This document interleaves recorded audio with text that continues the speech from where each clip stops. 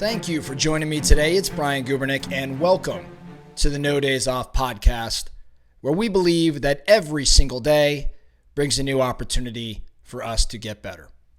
Today, we're going to get a little bit smarter around what we call zero sum versus positive sum. I mentioned this term, zero sum, in yesterday's podcast, and I wanted to expand upon it a little bit to make sure that we all understand what zero sum in fact means, how it relates to or compares to positive sum, and how to leverage this knowledge to make better decisions, form better partnerships, just chart a proper course, both in business and in life. A couple years ago, actually it's more than a couple years ago, I was in a conversation with a business partner. And we were both kind of jockeying for, different leverage or positions within the partnership that we had. I mean, it was very, very, very good relationship, but we were kind of going back and forth on a particular topic. And I'll never forget, he said to me, Brian, why do I have to lose in order for you to win? And that comment stuck with me. And it stuck with me for a number of reasons. But it very much relates to today in that what he was asking me was, why does this have to be a zero-sum game? Now, zero sum, what does that mean? Zero sum refers to a situation in which one participant's gain or loss is balanced by the losses or gains of other participants. So in other words, the total amount of resources, the total amount of wealth, or the total amount of utility involved remains constant, and any gain by one person is offset by an equal loss by others. So in a zero-sum game or a zero-sum scenario, the total sum of resources or value is actually fixed, and any advantage that one party gains comes at the expense of another. Now, this is in contrast to what we would call positive sum situations, where all participants, all partners can in fact benefit. This is what we would describe, positive sum is what we describe as win-win. The overall outcome is not constrained by a fixed amount of resources. Now, it's important to note that many real-life situations, real-world situations, are not strictly zero-sum or a positive sum.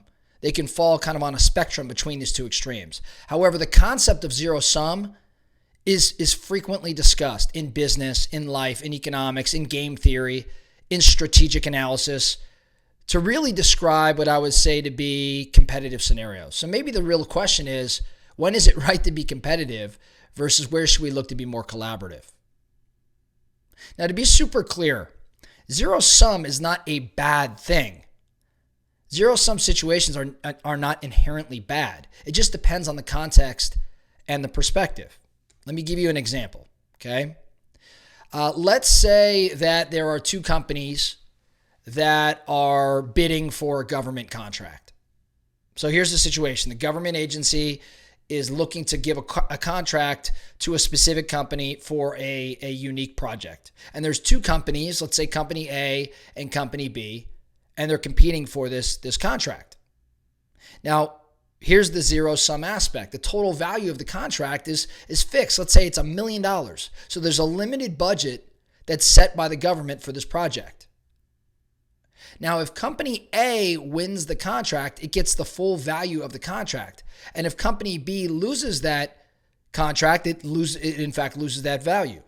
Conversely, if B wins, then A loses. So the overall value within this context remains constant, which is what makes this a zero-sum situation. One winner and one loser. One company's success or gain directly corresponds to the loss of the other. So this isn't necessarily bad if we are competing for something. That would be zero-sum. This is a competitive bidding scenario. Again, the resources are constrained. They're limited.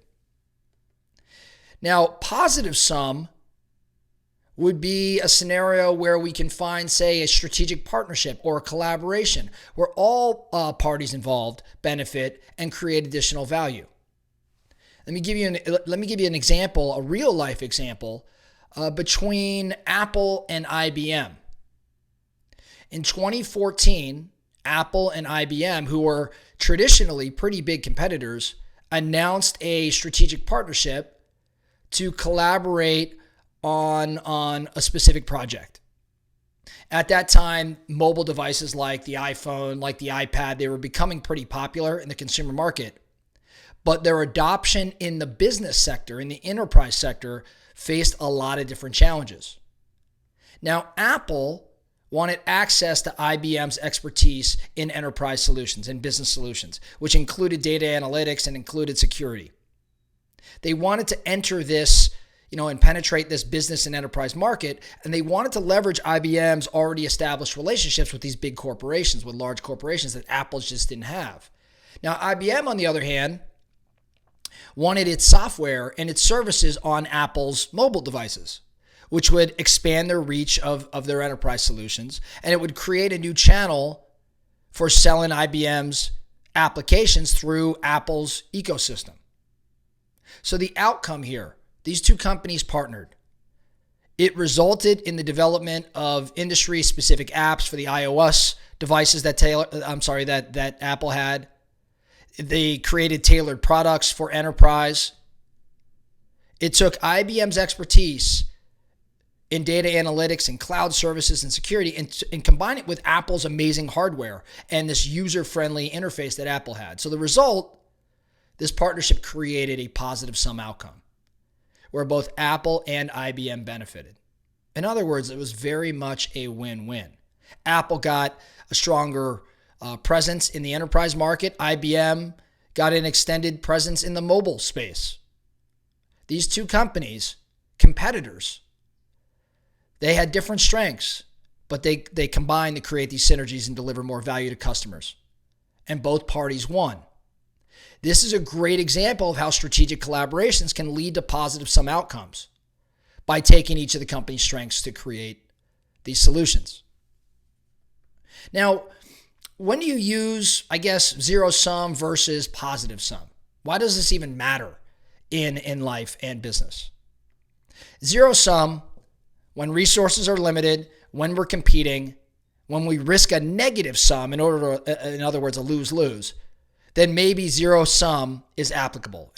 Just to restate, we are looking at zero sum when I win and you lose if the resources are very limited, it's competitive, maybe it's just competition, straight up competition, or we risk a lose-lose. If I go back to that government contract, if neither of us had the resources or ability to fulfill, meaning that we both would lose the potential for that contract, we've got to evaluate a collaboration or a partnership to potentially win that contract together. So we avoid a lose-lose and create a win-win. That's why we have to look at, these different scenarios.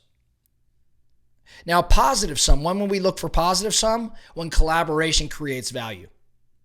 When a win-win creates more value and creates opportunity for both of us to benefit. We also look at positive sums in just strategic partnerships. Alliances, where our combined efforts lead to outcomes that are more beneficial than each party would have had individually.